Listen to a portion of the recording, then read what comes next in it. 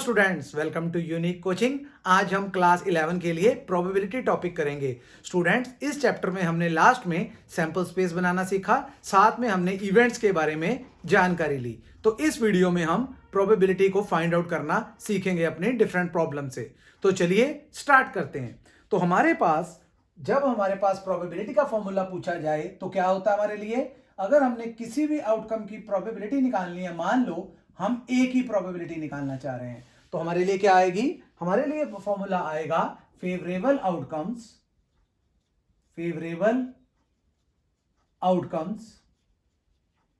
Divide by total number of outcomes. तो ये हमारा फॉर्मूला हो गया। किस तरह से, हमने एक एग्जांपल हमने ली टॉसिंग अ कॉइन 2 टाइम्स और tossing 2 coins at a time. तो सैंपल स्पेस क्या बनेगी उसकी, 2 कॉइन टॉस कर रहे हैं तो HH, HT, TH and TT। हमारे पास A है 2 टेल्स हमने लिया है ए इवेंट में। तो इसमें कौन कौन सी आउटकम्स आएंगी, एक ही आउटकम आएगी जिसमें 2 टेल है। और अगर इसकी प्रोबेबिलिटी पूछी जाए तो क्या आएगी, फेवरेबल क्या है, 2 टेल्स, एक है हमारे पास केस। और नीचे क्या, टोटल नंबर ऑफ आउटकम्स कितनी है, 4 है। तो इसके लिए हमारा आंसर आ जाएगा 1/4। इस तरह से स्टूडेंट्स हमने प्रोबेबिलिटी फाइंड आउट करनी है। अब कुछ इवेंट्स हमारे पास हैं, जैसे हमारे पास बोला गया है पहले A यूनियन B, जिसको हम और क्या बोल सकते हैं, A और B। अगर इस तरह से हमारे पास केसेस आ जाएं तो इस केस में हमें प्रोबेबिलिटी निकालनी है, तो कैसे निकालेंगे, probability A union B is equal to probability A plus probability B। Clear हो गया आपको। इसी तरह से अगर हमें इंटरसेक्शन बोला हुआ है A इंटरसेक्शन B, इसको हम बोल सकते हैं A and B। A and B के लिए हम क्या लिखेंगे, अगर प्रोबेबिलिटी में आ रहा है probability A intersection B is equal to probability A multiply probability B। तो ये हमारे पास हो गया। तो हमारे पास इसमें वर्ड एंड यूज होता है इंटरसेक्शन में, ठीक हो गया होगा, आपको समझ आ गया होगा। मैं आपको एक एग्जांपल भी लेके दिखाता हूं। हमारे पास एक डाइस का केस है जिसकी सैंपल स्पेस टोटल कितनी हो जाएंगी, 6, 1 2 3 4 5 एंड 6। तो हमने ए अपना लिया है ऑड इवेंट्स या ऑड आउटकम्स। तो इसमें कौन कौन सी आ जाएंगी, ऑड के लिए आ जाएगा 1 3 एंड 5, तो 3 केसेस, और नीचे 6 डिवाइड करेंगे तो 1/2, 1 3 एंड 5 आउटकम्स लिए हैं। क्लियर। अगर हमारे पास एक और आ जाए बी पॉइंट, यहां पे लिख दें हम नंबर्स लेस देन और इक्वल टू 3, मीन्स 3 या 3 से छोटे, कौन कौन सी आउटकम्स आ जाएंगी, 1 2 एंड 3 को भी लेना है बिकॉज इक्वल टू 3 भी बोला है। तो इसके लिए प्रोबेबिलिटी क्या आ जाएगी, बी के लिए इसकी प्रोबेबिलिटी आ जाएगी, 3 आउटकम्स है 3/6, ये भी 1/2। लेकिन अगर इस केस में मैं यूनियन की बात करूं, तो यूनियन में क्या आ रहा है, यूनियन में हमारे पास इनको इकट्ठा करना होता है, लेकिन कॉमन हमने एक ही बार लिखना है। तो कौन कौन से आ जाएंगे, 1 2 3 एंड 5, कौन कौन से आ जाएंगे, 1 2 3 एंड 5। तो 4/6 आ जाएगा विच इज इक्वल टू 2/3। और इसी तरह से अगर हम इंटरसेक्शन की बात करें तो इसमें क्या क्या कॉमन आ रहा है, इसमें सिर्फ और सिर्फ 3 कॉमन आ रहा है। तो आंसर आ जाएगा 1/6 because 3 is common in both A and B. क्लियर हो गया आपको। इस तरह से हमने ये अपनी प्रोबेबिलिटीज यूनियन और इंटरसेक्शन की सीख ली हैं। अब अगर हमारे पास 4th नंबर पे ये गिवन हो कि हमारे पास एक सक्सेस है और एक फेलियर है, एक आउटकम सक्सेस की है, एक फेलियर की है, एक ही एक्सपेरिमेंट में, तो उसकी टोटल प्रोबेबिलिटी क्या होगी। अगर हम सक्सेस को ए से डिनोट करते हैं स्टूडेंट्स, तो उसके फेलियर को हम A' या A कॉम्प्लीमेंट बोलते हैं, इससे डिनोट करते हैं। तो इन दोनों की जो प्रोबेबिलिटी है उसका एडिशन 1 होगा। A' क्या हमारे लिए, A कॉम्प्लीमेंट, ये भी निशान कॉम्प्लीमेंट के लिए है, मींस A एंड A' एक दूसरे के ऑपोजिट है। ओके, तो ये हमारे पास 1 आ गया। अगर हमें प्रोबेबिलिटी A निकालनी होगी तो क्या करेंगे, 1 में से प्रोबेबिलिटी A' माइनस कर देंगे। सिमिलरली अगर प्रोबेबिलिटी A' निकालना होगा तो 1 में से प्रोबेबिलिटी A माइनस कर देंगे। तो ये हमारे पास एक और फॉर्मूला हो गया हुआ है स्टूडेंट्स। क्लियर हो गया। अगर हम अपना ए और ए डैश को इकट्ठा कर ले, यूनियन कर दें, तो हमारे लिए क्या बन जाएगा, वो हमारे लिए सैंपल स्पेस बन जाएगी। इसी तरह से अगर हम अपने ए और ए डैश को इंटरसेक्शन करते हैं तो उस केस में हमारा आंसर फाई आएगा। जैसे मैंने बोला है, ए और ए डैश को अगर आप यूनियन करोगे तो आंसर हमारा ऐसा आएगा सैंपल स्पेस, और इसकी प्रोबेबिलिटी की बात की जाए तो 1 आ जाएगी। इसी तरह से अगर ए एंड ए डैश में कॉमन पूछा जाए तो फाई आ जाएगा, लेकिन अगर इसकी प्रोबेबिलिटी की बात की जाए फाई वाले की, वो हमारे लिए कितनी आ जाएगी, 0 आ जाएगी। फाई मीन 0 है हमारे लिए। और ऊपर वाले में A union A dash union की थी sample space which is equal to 1। तो ये हमारे पास प्रोबेबिलिटी से रिलेटेड कुछ कंसेप्ट थे। तो चलिए अब हम अपनी एग्जांपल लेके चलते हैं जो इन टॉपिक से रिलेटेड या इन फॉर्मूलाज या इन आइडेंटिटी से रिलेटेड होगी। तो चलिए अब हम करते हैं अपनी एग्जांपल्स। हमारी एनसीईआरटी क्लास 11 चैप्टर 16 प्रोबेबिलिटी की एग्जांपल्स। कौन सी एग्जांपल हमारे लिए? सबसे पहले स्टूडेंट हमारे पास एग्जांपल नंबर 9 आ रहा है। इस एग्जांपल में क्या दिया गया है? एग्जांपल 9 में हमें यहाँ पे 5 पार्ट दिए गए हैं। तो पहले मैं वहां पे आपको पांचों पार्ट के लिए जो आउटकम्स हैं वो लिख देता हूं। इस तरह से लिख रहा हूं, ए पार्ट के लिए नीचे को प्रोबेबिलिटीज लिख रहा हूं। कितनी प्रोबेबिलिटीज हैं? हर एक एक्सपेरिमेंट की 6 हैं, 6 आउटकम्स हैं। W1, W2, W3, W4, W5 and W6 मैंने वर्टिकली लिख दिया है, बुक वाले ने आपको हॉरिजॉन्टली लिखा है, ठीक है, क्योंकि मैं हो सकता है इनको ऐड करूं। अभी आपको बता देता हूं, ए पार्ट में पहले की प्रोबेबिलिटी 1/6, दूसरे की भी 1/6, सभी की 1/6 दी है, ठीक है, इन सभी की 1/6 है। तो हमें इस क्वेश्चन में पूछा गया, मैं पढ़ देता हूं, let a sample space S, और उस सैंपल स्पेस में ये 6 आउटकम्स आई हैं। हमें बताना है which of the following assignments of probability to each outcome are valid. कौन सी वैलिड है, कौन सी वैलिड नहीं है। जैसे मैंने बताया है कि मैं क्या करूंगा, इनका प्लस कर दूंगा, इनका टोटल कर दूंगा। तो हमारे लिए जब हम प्रोबेबिलिटीज लगाएंगे, इधर P आ जाएगा, P डाल के PW1, PW2, तो इसका जो टोटल है 1/6 को 6 टाइम्स ऐड किया, यहाँ पे टोटल लिख देता हूं इन आउटकम्स का, तो 6/6 विच इज इक्वल टू 1। अगर ये 1 आ गया है और सारी आउटकम्स पॉसिबल भी हैं तो 1/6 तो हो सकती है, क्योंकि हमारी प्रोबेबिलिटी या तो लेस देन 1 होगी, इक्वल टू 1 भी हो सकती है आउटकम्स की, या हमारे पास पॉजिटिव होंगी, 0 से बड़ी और 1 से छोटी, 0 एंड 1 भी हो सकती है, लेकिन 1 से बड़ी नहीं हो सकती और 0 से छोटी मीन्स नेगेटिव नहीं हो सकती। उस केस में हमारी पॉसिबिलिटीज वैलिड नहीं होंगी, आउटकम्स पॉसिबल नहीं होंगी।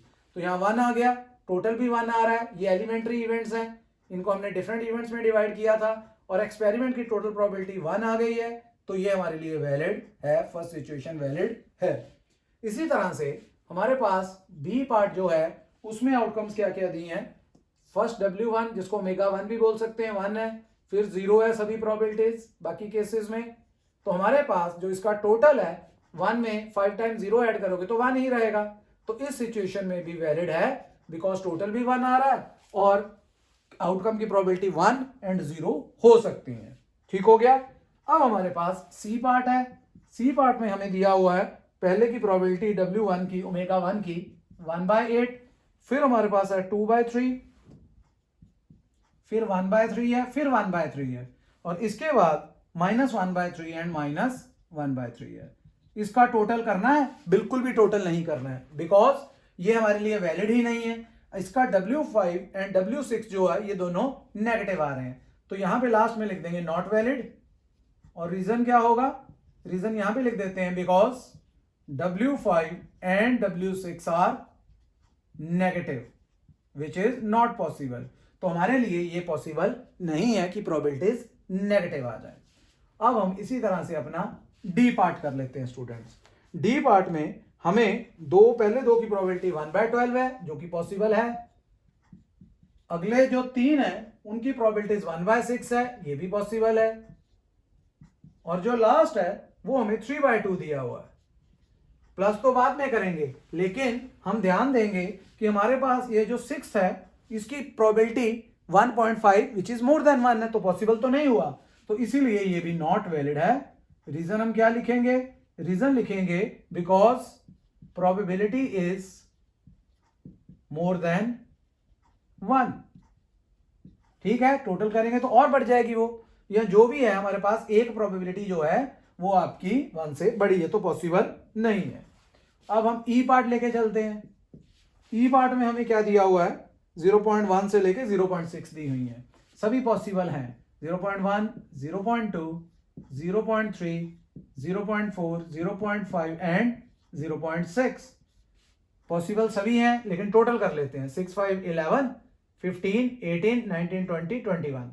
तो यहाँ पे 1 आया और यहाँ पे 2 आया, तो ये तो 2.1 आ गया, 1 से ज्यादा आ रहा है टोटल, तो टोटल 1 से ज्यादा नहीं हो सकता, तो यहाँ पे भी लिख देंगे नॉट वैलिड। नॉट वैलिड, इसका reason because probability W1 plus probability W2 इसी तरह से चलते चलते लास्ट में probability W6 is more than 1 which is not possible. Sum is greater than 1 which is not possible. Clear हो गया आपको ये वाली एग्जांपल? इस तरह से हमारी ये एग्जांपल नंबर हमने 9 कर लिया स्टूडेंट्स। अब हम अपनी एग्जांपल नंबर करेंगे नेक्स्ट विच इज 10। उसकी स्टेटमेंट क्या है वो भी मैं आपके लिए पढ़ देता हूं। अभी पहले ये रब कर देता हूं। तो चलिए एग्जांपल नंबर 10 के लिए स्टेटमेंट पढ़ते हैं और उससे पहले ये रब कर लेते हैं। काफी इजी स्टूडेंट्स, ये वाला टॉपिक्स जो हम कर रहे हैं आज इजी है, पर आप मेरे साथ वीडियो में लास्ट तक बने रहिए, बिकॉज हमने कुछ एग्जांपल्स आगे करनी है जो हमारे लिए बहुत ही ज्यादा एग्जाम्स के लिए इंपॉर्टेंट है। जैसे एग्जांपल नंबर 12 करेंगे, काफी इंपॉर्टेंट है, तो आप मेरे साथ वीडियो में बने रहिए। एग्जाम्पल नंबर 10, इसमें क्या बोला गया है? इसमें बोला गया है 1 card is drawn from A well shuffled deck of 52 cards. तो टोटल प्लेइंग कार्ड्स कितने हैं हमारे लिए? 52 हैं। Total cards that is 52। अब हमें क्या बोला गया है? If each outcome is equal likely, और हर एक कार्ड को निकालने के इक्वल चांसेस हैं, हर एक के चांसेस भी इक्वल हैं। Calculate the probability that the card will be, first बोला अ डायमंड कार्ड। प्रोबेबिलिटी क्या निकालना हमने? A diamond card. तो हमें यह पता है कि हमारे लिए जो डायमंड कार्ड्स होते हैं वो 13 होते हैं, बिकॉज हमारे पास 4 सूट्स होते हैं।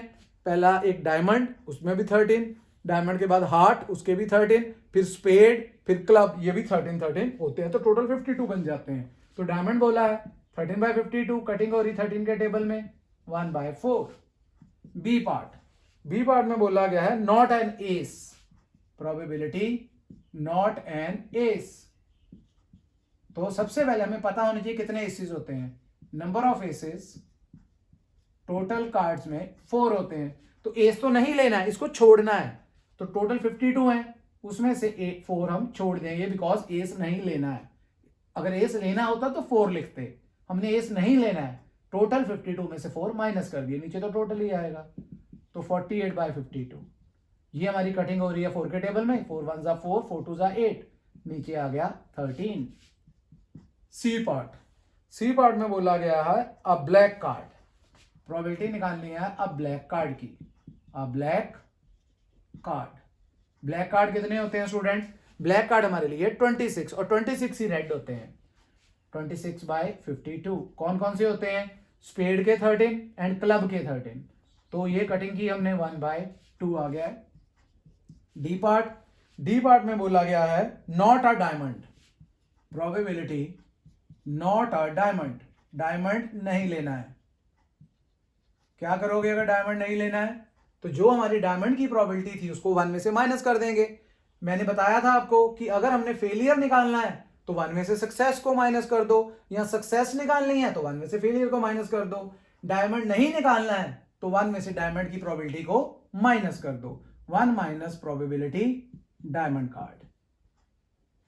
कितनी है डायमंड कार्ड की प्रोबेबिलिटी? वो हमारे लिए है 1 माइनस 1/4। फर्स्ट पार्ट में किया है, ए पार्ट में किया है, एलसीएम लिया 4 minus 1/4, that is 3/4। E part में हमें बोला गया है not a black card. E part में बोला है नॉट अ ब्लैक कार्ड, तो ब्लैक कार्ड हमें नहीं लेना है। तो ब्लैक कार्ड कितने थे? 26, और रेड भी 26 ही होंगे अगर ब्लैक नहीं लेना है तो। या आप क्या करो, ब्लैक कार्ड की प्रोबेबिलिटी 1 में से माइनस कर दो, जैसे हमने डी पार्ट में किया है। 1 माइनस प्रोबेबिलिटी ब्लैक कार्ड, तो कितना आ जाएगा 1 माइनस 1/2। सॉल्व किया एलसीएम लेके, ये भी हमारे पास 1/2 आ जाएगा स्टूडेंट्स। इस तरह से हमने अपना ये क्वेश्चन भी जो एग्जाम्पल भी कर ली है, एग्जाम्पल नंबर 10। ठीक हो गया। अब हम करेंगे नेक्स्ट अपनी एग्जाम्पल नंबर 11। उससे पहले मैं ये वाला एग्जाम्पल रब कर देता हूं और फिर मैं आपको एग्जाम्पल नंबर 11 की स्टेटमेंट भी पढ़ लेता हूं आपके लिए, और फिर उससे रिलेटेड हम आगे अपना क्वेश्चन सॉल्व करेंगे। तो चलिए एग्जाम्पल नंबर 11। एक बात सुनना स्टूडेंट्स, जैसे हमारे पास हमने प्रोबेबिलिटी निकालनी है, किसी बैग में से कोई बॉल्स हैं पड़ी हुई डिफरेंट कलर्स की, वो निकालनी है, कोई कार्ड्स निकालने, कुछ भी निकालना है, तो हम देख के तो नहीं निकालेंगे। अगर हम देख के निकालेंगे तो फिर तो हमारी प्रोबेबिलिटी हर बार 100% होगी, जो हमें निकालना है वो अपने आप आ जाएगा, तो फिर प्रोबेबिलिटी का तो कंसेप्ट खत्म हो जाएगा। तो इसका मतलब हमने वो कोई भी चीज़ जो निकालनी है वो बिना देखे निकालनी है। तो जैसे मेरे पास अगर तो एक बैग है, उसमें एक जैसी इवेंट्स हैं, एक जैसी वो ऑब्जेक्ट्स पड़े हुए हैं, मान लो उसमें डिस्क पड़ी हुई है, कलर चाहे अलग अलग है लेकिन शेप उनकी एक जैसी है, तो बिना देखे मुझे थोड़ी पता चलेगा कौन से कलर की निकाल रहा हूं। शेप से कुछ आइडिया नहीं हो पाएगा। लेकिन अगर डिफरेंट शेप्स डाल दूं, उसमें कुछ सर्कुलर डाल दूं, कुछ ट्रायंगुलर डाल दूं, कुछ स्क्वायर शेप डाल दूं, फिर तो हमें पता चल जाएगा कि हम कौन सी उसमें से डिस्क निकाल रहे हैं। लेकिन हमारे पास जैसे अगली एग्जांपल में दिया है कि टोटल 9 डिस्क है, उनके कलर डिफरेंट है बस, तो हमें उससे कुछ नहीं पता लगेगा कि कौन सी हम निकाल रहे हैं। तो जब बाहर आएगी फिर ही हमें पता चलेगा कि उसकी क्या प्रोबेबिलिटी है। ठीक हो गया। तो इस एग्जांपल में क्या दिया है, a bag contain 9 disc, total disc कितनी है 9, टोटल डिस्क 9। इसके बाद क्या बोला गया है, इसके बाद बोला गया है 4 रेड है, number of red disk, number of red disk ये कितनी है 4, नंबर ऑफ ब्लू हमारे पास 3 है, एंड येलो हमारे पास जो बाकी बच गई 9 में से ये चला गया 7, तो 2 क्वेश्चन में भी दी हुई है 2। हमें बोला गया a disc is drawn at random from the bag, calculate the probability that it will be red. पहला पार्ट प्रोबेबिलिटी रेड डिस्क निकालनी है। रेड डिस्क कितनी है, रेड डिस्क 4 है, और नीचे टोटल 9, 4/9 आंसर आ गया, क्योंकि ऊपर फेवरेबल हमारे लिए रेड डिस्क है और टोटल नीचे आ गया 9। सेकंड पार्ट में बोला गया है येलो डिस्क, तो प्रोबेबिलिटी येलो डिस्क, येलो कितनी है 2 है, तो आंसर आ जाएगा 2/9। थर्ड पार्ट में बोला गया है blue disc, probability blue disc, blue कितनी है हमारे पास 3 है, तो आ जाएगा 3/9। कटिंग हो सकती है इसकी, कर लो 1/3, 3 3 is 9। फोर्थ पार्ट में बोला गया not blue, probability not blue, तो इसका मतलब स्टूडेंट्स आप 1 में से ब्लू की प्रोबेबिलिटी माइनस कर दो, 1 माइनस प्रोबेबिलिटी ब्लू की अभी हमने निकाली है, देखो ऊपर 1 माइनस 1/3, जब एलसीएम करेंगे तो 3 minus 1/3 which is equal to 2/3।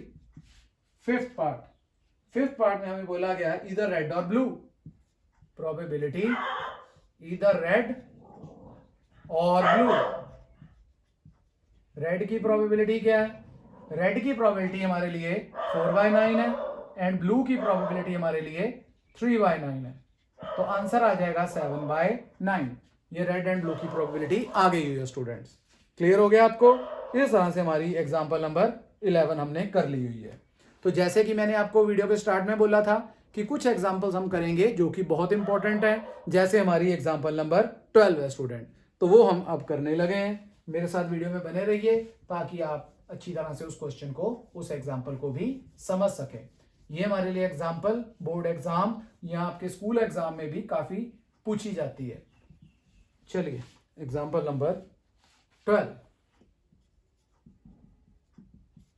क्या बोला इसमें, 2 students Anil and Ashima appeared in an examination. The probability that Anil will qualify the examination, Anil के क्वालिफाई की प्रोबेबिलिटी क्या है एग्जाम के क्वालिफाई करने की 0.05, और आशिमा के क्वालिफाई एग्जाम को करने की प्रोबेबिलिटी क्या है, वो है 0.10। तो हमें बोला गया है the probability of both will qualify, वो भी दी हुई है 0.02। तो हमें बाद में 3 पार्ट हैं वो सॉल्व करने हैं। पहले तो जो जो हमें गिवन है वो हम लिख लेते हैं। हमें क्या गिवन है? सबसे पहले गिवन है Anil will qualify the examination. वो क्या है? प्रोबेबिलिटी ई क्या चीज है मैं बता देता हूं, मैंने लेट किया है। क्या लेट किया है? Anil will qualify the exam. कितनी दी है अनिल की probability? That is 0.05। Similarly F हमने डिनोट करा लिया है आशिमा के लिए। Ashima will qualify the exam. इसकी प्रोबेबिलिटी कितनी है? प्रोबेबिलिटी एफ, ये हमें दिया हुआ 0.10। और दोनों के क्वालिफाई की प्रोबेबिलिटी क्या है? प्रोबेबिलिटी दोनों के, तो इंटरसेक्शन आ जाएगा। ई intersection F, both Anil and Ashima, and जहां पे आ गया इंटरसेक्शन हो गया, वो हमें दिया हुआ है 0.02। अब मैं आपके लिए ए पार्ट पढ़ रहा हूं स्टूडेंट्स। हमें ए पार्ट में क्या निकालना है? Both Anil and Ashima will not qualify the exam. क्या है हमारा part? Both Anil and Ashima will not qualify the exam. अगर क्वालिफाई की ई प्रोबेबिलिटी है अनिल की और आशिमा की एफ है, तो दोनों की प्रोबेबिलिटी ना क्वालिफाई की क्या है? डैश आ जाएगा ऑपोजिट। ये ई क्वालिफाई है, ये देखो ई डैश नॉट क्वालिफाई, एंड है बीच में इंटरसेक्शन एंड एफ डैश। ये हो गया। अब आप क्या करोगे? अब आप इसको तो सॉल्व नहीं कर सकते क्योंकि आपके पास सीधा डायरेक्ट तो नहीं है, तो इनडायरेक्ट वे से निकालेंगे। वो कैसे? अब हम यहां पे डी मॉर्गन्स लॉ लगाएंगे। ये मेरे पास ई आ गया, ये एफ आ गया, मैंने होल कॉम्प्लीमेंट लगा दिया। तो ये स्पेस क्यों छोड़ी है? हमारा इंटरसेक्शन यूनियन में कन्वर्ट हो जाएगा because by D Morgan's law. ठीक हो गया, ये डी मॉर्गन्स लॉ लग गया। अब यहां पे हमने ई यूनियन एफ डैश निकालना है, तो उसके लिए क्या आ जाएगा? 1 माइनस प्रोबेबिलिटी ई यूनियन एफ, ये निकालना हमें। ठीक हो गया, वही आ गया। फिर हमारे पास अगर कॉम्प्लीमेंट है, दूसरा निकालना बिना कॉम्प्लीमेंट के, 1 में से माइनस हो जाएगा। तो यहां पे हमारा फॉर्मूला है एक, वो कौन सा है वो भी बता देता हूं। आपने सेट्स में भी किया हुआ है। जब आपने ई यूनियन एफ निकालना है तो क्या करोगे? Probability E plus probability F minus probability E intersection F लगा दोगे। ठीक है स्टूडेंट, तो ये लगा सकते हैं। जब आपने सेट्स में किया था वहां पे आपने यहाँ पे पी की जगह एन ले लिया था, नंबर निकालते थे वहां पे। यहाँ प्रोबेबिलिटी निकाल रहे हैं इसलिए पी आ रहा है हमारे पास। तो इसको आप शिफ्ट भी कर सकते हो। कभी हमें इंटरसेक्शन निकालना है तो इधर ले आओ, यूनियन उसकी जगह चला जाएगा, या डायरेक्टली भी वैल्यू पुट कर दो, जो मिसिंग है वो अपने आप फाइंड आउट हो जाएगा। तो चलिए हम लगा रहे हैं यहाँ पे। क्या आ गया? Probability E plus probability F minus probability E intersection F. सब कुछ है मेरे पास, सारी वैल्यूज हैं। तो प्रोबेबिलिटी ई कितना है मेरे पास? प्रोबेबिलिटी ई मेरे पास है 0.05। प्रोबेबिलिटी एफ कितना है? 0.10 और इंटरसेक्शन 0.02। जब हम इन दोनों को ऐड करेंगे तो आ जाएगा 0.15 माइनस 0.02। 1 में से माइनस किया ये वाला, कितना है ये? 0.15 में से 0.02 गया तो 0.13, तो ये आ गया 0.87। तो पहले पार्ट के लिए ये वाला हमारा आंसर आ गया हुआ स्टूडेंट्स। ये जो मैंने आपको फॉर्मूला बताया है, मैंने लास्ट वीडियोस में आपको म्यूचुअली एक्सक्लूसिव भी समझाया था, तब भी ये फॉर्मूला बताया था। उसमें मैंने बताया था कि म्यूचुअली एक्सक्लूसिव में ये जो हमारी प्रोबेबिलिटी ई इंटरसेक्शन एफ है ये 0 हो जाती है। अगर पी नहीं है तो ई इंटरसेक्शन एफ फाई हो जाता है। अगर ये खत्म हो गया तो फॉर्मूला हमारा छोटा हो जाता है। वो क्या बन जाता है? E union F is equal to probability E plus probability F. फिर फॉर्मूला हमारा इतना रह जाता है। तो यहां तो हमारे पास इंटरसेक्शन फाई नहीं थी, तो हमारा पूरा फॉर्मूला लगा है स्टूडेंट्स। तो चलिए अब हम अपना इसी का ही सेकंड पार्ट भी कर लेते हैं, बी पार्ट। तो ये रब कर देता हूं मैं, आपको क्लियर हो रहा होगा ये पार्ट। ठीक है, अब हम बी पार्ट करते हैं। चलिए बी पार्ट देखते हैं क्या है उसमें। बी पार्ट में हमें बोला गया है कि हमें at least one of them will not qualify the examination, मतलब एटलीस्ट उसकी प्रोबेबिलिटी निकालनी है, at least one of them will not qualify the exam. तो इसका मतलब वन ऑफ देम बोला तो दोनों भी क्वालिफाई नहीं कर रहे, इसका मतलब ये भी है यहां पे, अगर दोनों भी क्वालिफाई नहीं है यहां पे एग्जाम में तो क्या लिखेंगे हम, वन में से माइनस कर देंगे, जब दोनों क्वालिफाई है बोथ विल क्वालिफाई, वो माइनस कर देंगे, बोथ विल क्वालिफाई। हमें दिया है क्या ये बोथ विल क्वालिफाई, बिल्कुल दिया है, ये देखो 0.02, ये हमारे लिए बोथ विल क्वालिफाई की प्रोबेबिलिटी है। तो यहां पे 0.02 आ जाएगा, जब माइनस करेंगे तो हमारे पास 0.98 आंसर आ जाएगा स्टूडेंट्स। ठीक हो गया। इसी तरह से हमारा थर्ड पार्ट है, थर्ड पार्ट में बोल रहा है only one of them will qualify, only one of them will qualify. इसका मतलब क्या हो गया सिंपल वर्डिंग में, इसका मतलब हो गया कि अगर अनिल क्वालिफाई हो रहा है, अनिल विल क्वालिफाई, तो आशिमा क्वालिफाई नहीं करेगी, ये हमने लिख दिया है। दोनों में से एक, क्या जरूरी है कि अनिल ही करेगा, आशिमा भी कर सकती है। अगर आशिमा कर रही है तो उस केस में अनिल नहीं करेगा, उसके ऊपर कॉम्प्लीमेंट आ जाएगा।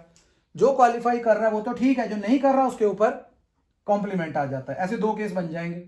तो हमारे पास एक और फॉर्मूला है, ये भी मैंने आपको लास्ट वीडियोस में बताया था कि जैसे हमने क्या निकालना है, ए इंटरसेक्शन बी का कॉम्प्लीमेंट निकालना है। तो क्या बताया था, प्रोबेबिलिटी ए में से probability A intersection B minus कर देंगे, मींस जिसके ऊपर कॉम्प्लीमेंट नहीं है, जैसे ए पे नहीं है, ए में से दोनों के इंटरसेक्शन माइनस कर दी। अगर बी के ऊपर कॉम्प्लीमेंट ना होता तो बी में से दोनों के इंटरसेक्शन माइनस कर देते, जैसे यहां पे है, यहां पे लगाइए probability E minus probability E intersection F, पहले पे लग गया। सिमिलरली दूसरे पे एफ पे कॉम्प्लीमेंट नहीं है तो probability F minus probability E intersection F. ई इंटरसेक्शन एफ हो या एफ इंटरसेक्शन ई हो, हमारे लिए एक ही बात है। तो क्या आ गया यहां से, probability E plus probability F, और ई इंटरसेक्शन एफ माइनस में 2 बार आ रहा है तो ऐड किया -2 times probability E intersection F. तो इनकी वैल्यूज पुट कर दो। प्रोबेबिलिटी ई की वैल्यू हमारे पास है 0.05, एफ की प्रोबेबिलिटी है 0.10, -2 इंटू इंटरसेक्शन की प्रोबेबिलिटी है 0.02। अब हम जब इसको आगे सॉल्व करेंगे तो क्या आ जाएगा हमारे लिए, इनको हमने ऐड किया तो हमारे लिए क्या आ जाएगा, इन दोनों को ऐड किया 0.15 और उसमें से ये माइनस हो जाएगा, 2 को मल्टीप्लाई किया 0.02 से तो 0.04 और माइनस करेंगे तो आ जाएगा 0.11। तो ये हमारे लिए सी पार्ट का आंसर आ गया स्टूडेंट्स। इस तरह से हमने अपनी एग्जाम्पल 12 भी कंप्लीट कर ली है। तो चलिए अब हम अपनी एग्जाम्पल नंबर 13 कर लेते हैं स्टूडेंट्स। आप इसके स्क्रीनशॉट ले लिया करिए और बाद में फिर आप उसको कॉपी पे भी नोट कर सकते हैं, या आप मेरे साथ साथ कॉपी में भी कर सकते हैं क्वेश्चंस। तो आप जितने ज्यादा प्रैक्टिस करोगे, एक तो आपकी स्पीड फास्ट होगी, ऊपर से आपके डाउट्स जितने भी मन में हैं वो सब क्लियर होते जाएंगे। तो मेरे साथ आप बने रहिए। अब हम एग्जाम्पल नेक्स्ट करते हैं स्टूडेंट्स, एग्जाम्पल नंबर 13। इस एग्जाम्पल को करने से पहले मैं आपको बता देता हूं कि हम कई बार प्रोबेबिलिटीज में अपना कॉम्बिनेशन का कंसेप्ट, परमुटेशन कॉम्बिनेशन के कंसेप्ट भी लगते हैं। मोस्टली कॉम्बिनेशन का कंसेप्ट वो तब लगाते हैं हम जब हमने कई बार बॉयज एंड गर्ल्स का कोई ग्रुप बनाना है, या हमने कोई कार्ड्स में से जैसे 2 रेड कलर के किंग निकालने हैं, 2 ब्लैक कलर के किंग निकालने हैं, अलग अलग केसेस हैं हमारे पास। उन केसेस में हम कॉम्बिनेशन ज्यादातर लगाते हैं। तो चलिए मैं अभी आपको बताता हूं इस क्वेश्चन में कैसे लगेगा। हमें बोला गया है a committee of 2 person is selected.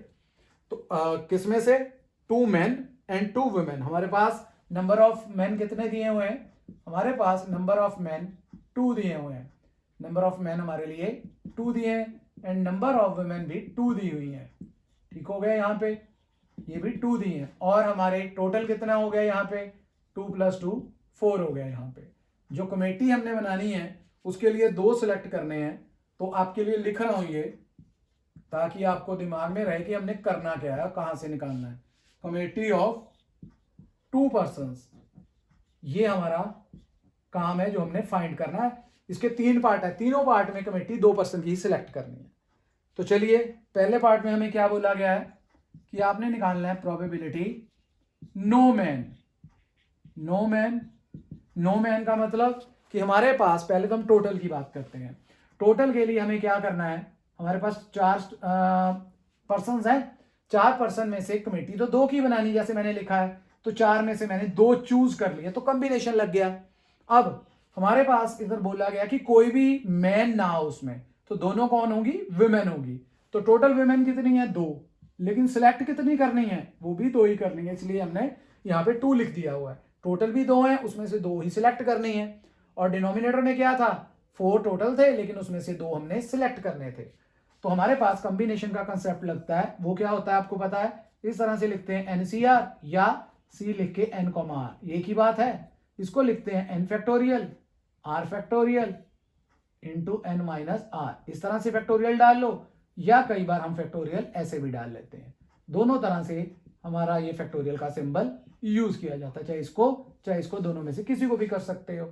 ठीक हो गया, ये हमने यूज करना है। और कुछ शॉर्टकट्स हैं जो आपने याद रखने हैं, वो क्या है, हमारे लिए NC0 आ जाए या NCN आ जाए, ये हमारे लिए 1 होता है।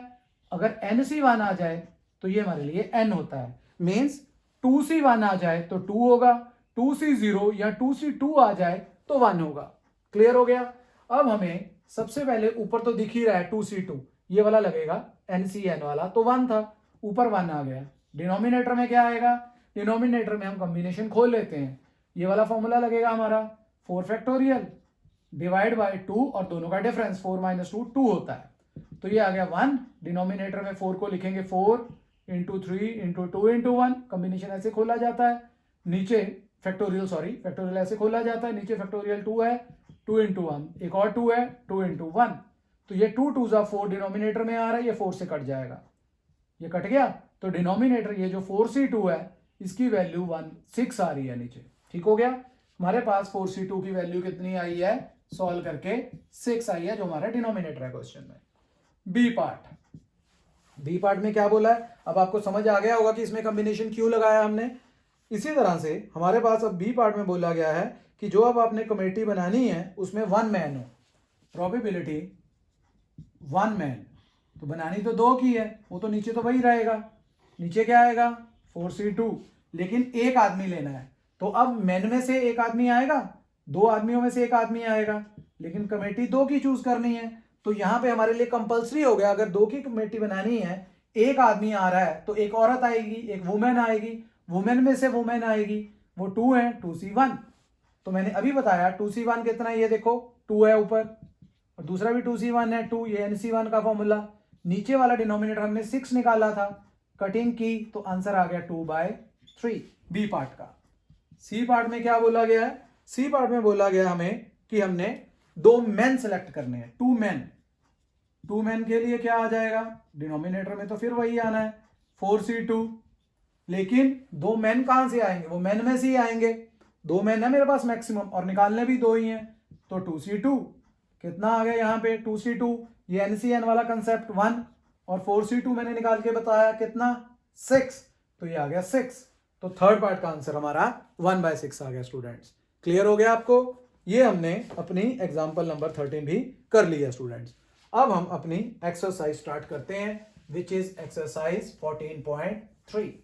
काफी इजी हम क्वेश्चंस कर रहे हैं, कुछ अच्छे भी हैं हमारे लिए, तो आप सब क्वेश्चंस को अपने माइंड में रखना है, आपको कंसेप्ट अच्छी तरह से प्रोबेबिलिटी का क्लियर हो जाना चाहिए। तो चलिए हम करते हैं एक्सरसाइज 14.3 का question number first. 14.3 question number first, जैसे हमने एग्जांपल में किया था वैलिड इनवैलिड वाली सिचुएशन, बिल्कुल वैसे ही है। हमारे पास एक सैंपल स्पेस है और उसमें 7 आउटकम्स दी हुई हैं, ठीक है, तो वो मैं 7 आउटकम्स लिख लेता हूं यहाँ पे पहले पार्ट में, फिर बाद में दूसरे की भी प्रोबेबिलिटीज दी हुई हैं इन सब की। तो प्रोबेबिलिटी W1 7 दी हैं, W2, W3, W4, W5, W6 probability, omega भी बोल सकते हो आप, W7, और नीचे हम टोटल लगा लेते हैं। ठीक हो गया। अब हमारे पास पहले पार्ट में क्या दिया हुआ है, सभी की प्रोबेबिलिटी 7 की 7 दी हुई है। कितनी दी है हमें, पहले पार्ट में हमें दी हुई है 0.1, ए पार्ट है आपका, इसकी प्रोबेबिलिटी है 0.1, इसकी है 0.01, नेक्स्ट की 0.05, उसके बाद फिर 0.03, उसके बाद 0.01, नेक्स्ट पार्ट में 0.2 और लास्ट में 0.6। तो हम क्या करते हैं, इसका टोटल कर लेते हैं, देखते हैं। पहले तो वैलिड है अकेली अकेली, बिल्कुल वैलिड है क्योंकि लेस देन 1 है और ग्रेटर देन 0 भी है। अब टोटल करते हैं, टोटल में क्या आएगा हमारे पास 1 and 5 6, 3 9 and 1 10, 0 हो गया, 1 इधर आ गया हमारे पास ऊपर, 1 2, 2 and 2 4, 4 and 6 10, 0 आ गया, फिर 1 आगे चला गया हमारे पास। जब हम 1 आगे लगाएंगे तो ये आंसर आ जाएगा टोटल 1। तो वैलिड हो गया हमारे पास, अलग अलग आउटकम्स भी वैलिड थी, तो ये सिचुएशन हमारे लिए वैलिड है बिकॉज टोटल प्रोबेबिलिटी इज 1। क्या क्या देखना होता है, एक तो ये देखना है कि कोई भी प्रोबेबिलिटी नेगेटिव ना हो, कोई भी आउटकम की प्रोबेबिलिटी नेगेटिव भी ना हो और कोई भी ग्रेटर देन 1 भी ना हो। वो नहीं था, फिर हमने लास्ट में टोटल चेक करना है। जब टोटल भी हमारा 1 बन जाए, तीनों के पॉसिबिलिटीज ट्रू हो जाए, तीनों कौन कौन सी, क्योंकि कोई नेगेटिव तो नहीं है, दूसरी कोई ग्रेटर देन 1 तो नहीं है, तीसरी इनका टोटल 1 आ रहा है, जब ये तीनों सिचुएशन पॉसिबल हो जाए तो वैलिड हो गया। अब हमारे पास बी पार्ट में सभी की प्रोबेबिलिटी 1/7 दी है, बी पार्ट, ये भी 1/7, सभी 1/7, कितने टाइम्स है ये, 7 आउटकम्स हैं। तो जब हम इनको ऐड करेंगे 1/7 को 7 टाइम्स, तो ये आ जाएगा 7/7 विच इज इक्वल टू 1। तो ये भी वैलिड सिचुएशन है और इनकी प्रोबेबिलिटीज भी सभी की लेस देन 1 और ग्रेटर देन 0 भी है। सी पार्ट में हमें दिया हुआ है 0.1 से लेके 0.7 तक, 0.1, 0.2, 0.3, 0.4, 0.5, 0.6 एंड 0.7। अब टोटल करते हैं इसका।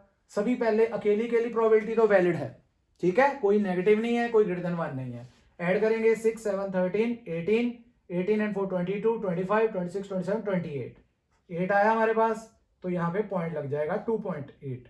तो ये नॉट वैलिड है। रीजन क्या आ जाएगा, रीजन ये आ जाएगा कि इनकी जो प्रोबेबिलिटीज का सम है वो ग्रेटर देन 1 है, ठीक है, टोटल इज ग्रेटर देन 1, तो इसलिए ये वैलिड नहीं है।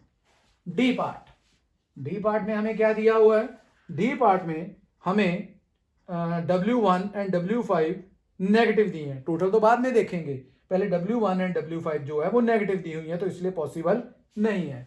W1 हमारे लिए कितनी है प्रोबेबिलिटी, इधर ही लिख देता हूं, W1 की प्रोबेबिलिटी माइनस की 0.1 है और W5 हमारे लिए माइनस का 0.2 है, तो इसीलिए नॉट वैलिड, ये हमारे लिए आउटकम पॉसिबल नहीं है। क्लियर है आपको। और लास्ट में ई पार्ट में हमारे पास जो W7, बाकी तो सब ठीक है, लेकिन W7 की प्रोबेबिलिटी 15/14 है, W7 की प्रोबेबिलिटी 15/14 है, तो ये क्या होगी, ग्रेटर देन 1। अकेली प्रोबेबिलिटी ग्रेटर देन 1 है, तो टोटल तो हमें करना ही नहीं है, ठीक है, तो ये सिचुएशन भी हमारे लिए वैलिड नहीं है, ये असाइनमेंट भी वैलिड नहीं है, तो आंसर आ जाएगा नॉट वैलिड। क्लियर हो गया आपके लिए ये भी। चलिए अब हम अपनी इसी एक्सरसाइज का क्वेश्चन 2 भी करते हैं स्टूडेंट्स। एक्सरसाइज 14.3 क्वेश्चन नंबर 2, क्या क्या है उसमें अभी देखते हैं हम, इसके बाकी पार्ट्स भी करेंगे, क्वेश्चन नंबर 3 4 भी देखेंगे इसके बाद। पहले हम क्वेश्चन 2 देखते हैं।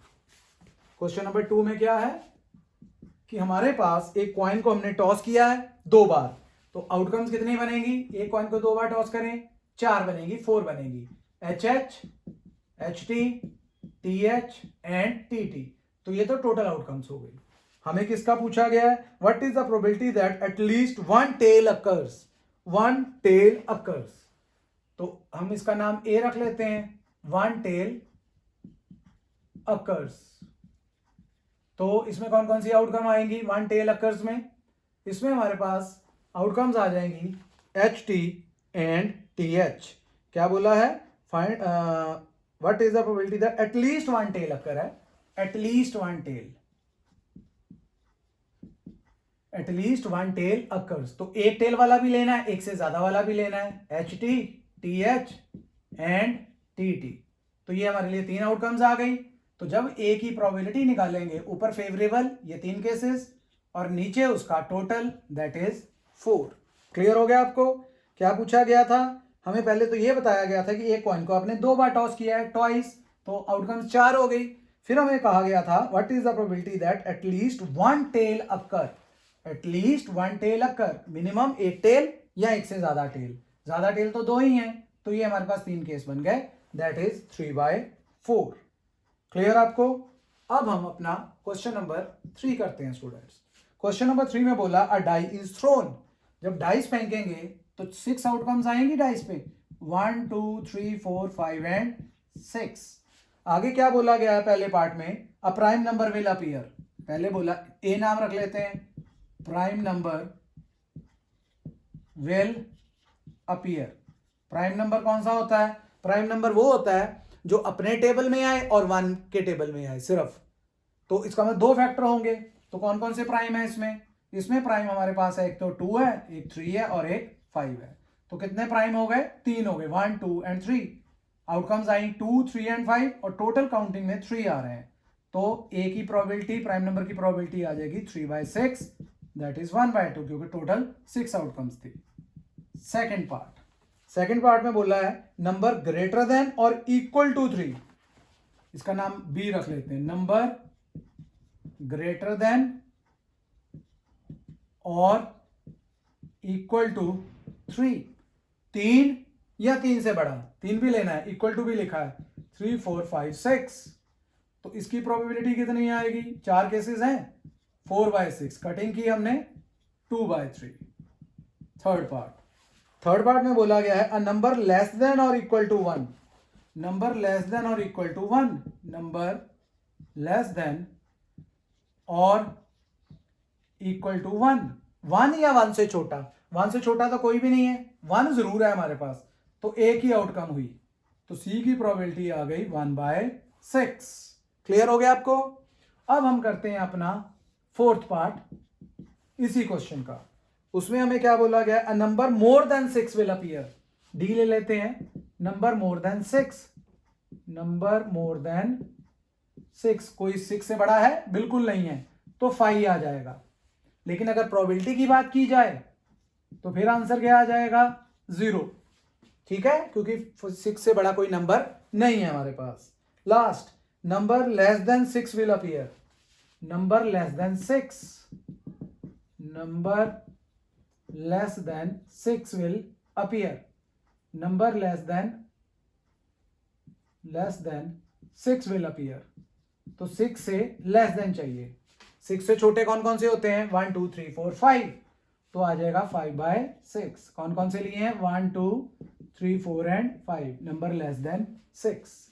क्लियर हो गया आपको? ये हमारे लिए क्वेश्चन नंबर 3 था स्टूडेंट्स। अब हम नेक्स्ट अपना क्वेश्चन नंबर 4 देख लेते हैं। क्वेश्चन नंबर 4 में क्या गिवन है हमें और इसमें हमने क्या करना है।